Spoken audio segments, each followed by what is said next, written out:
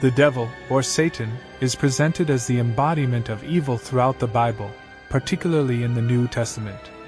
The idea of the devil was driven by Christian awareness by philosophers as a byproduct of Middle Ages fiction. However, several features of how God responds with evil are very evident in this illustration.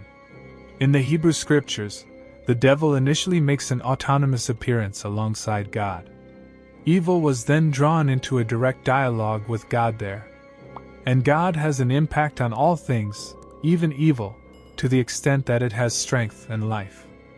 Isaiah 45 verse 7 says, "I form light and create darkness. I make will and create woe. I am the Lord, who do all these things." In the book of Job, Satan is described as God's companion who tests the righteous person on God's behalf.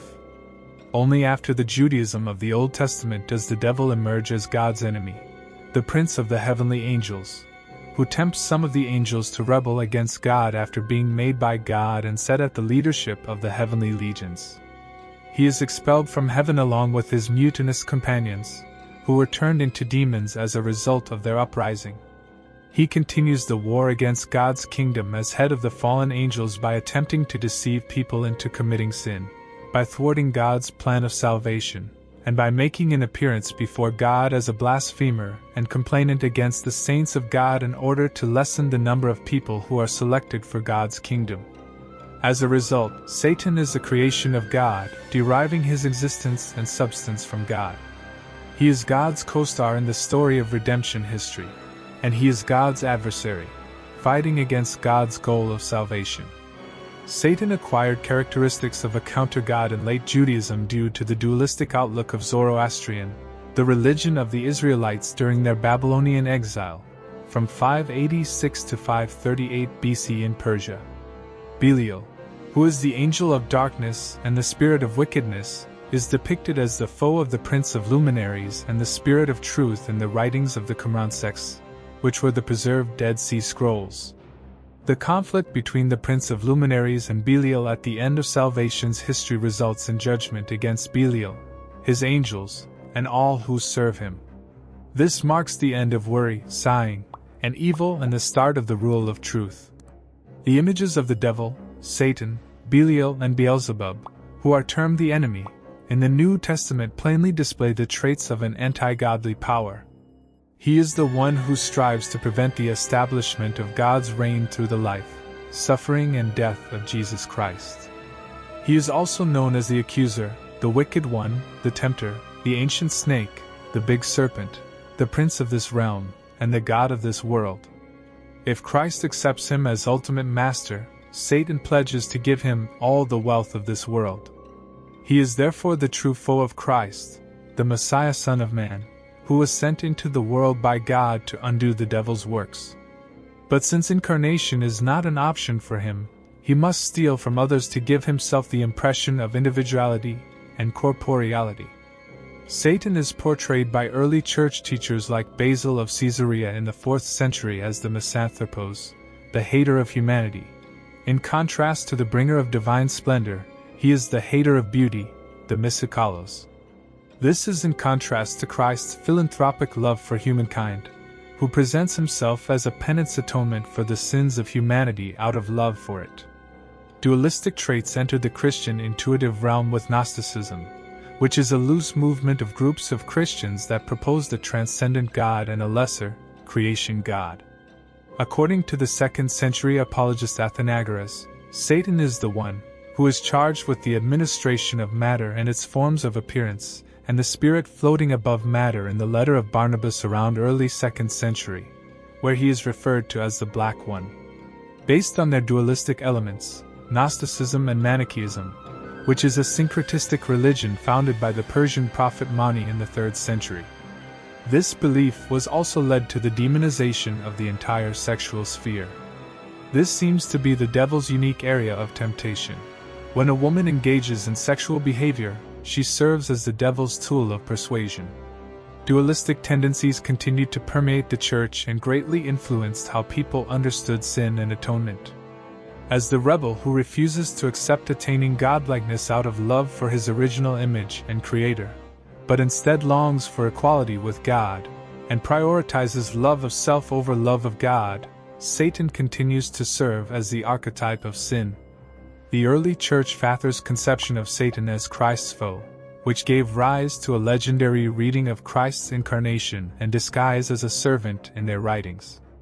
The Son of God obscures his divine origin for Satan by donning this disguise.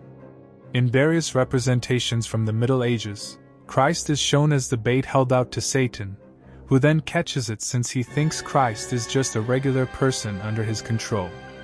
The idea that the devil is the ape of God, trying to emulate God through false, bad creations that he substitutes for or rejects the divine creations, was added in the Middle Ages. Due to the effect of John's revelation, the figure of Satan plays a significant part in Christian historical consciousness.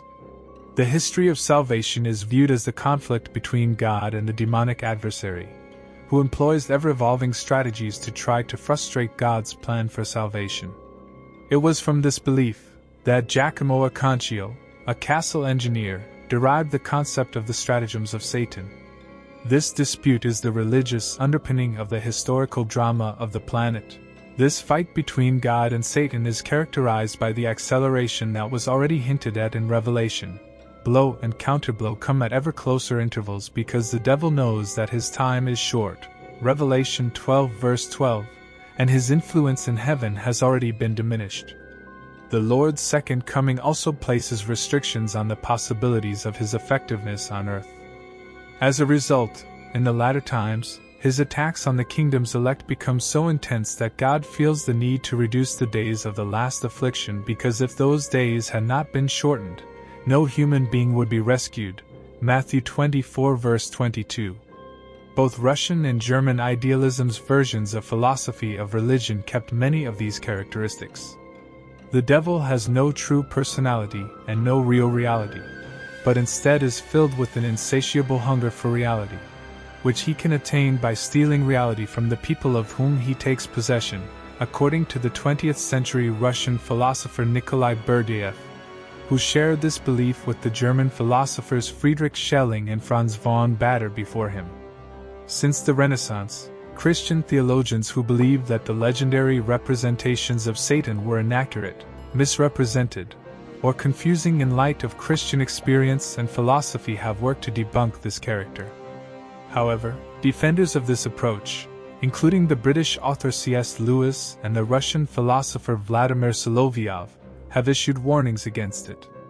They believe that debunking myths about the devil would be his most ingenious attempt at self-camouflage, and that debunking myths about him would be a surefire new way to prove his existence. Jesus as God, the Son.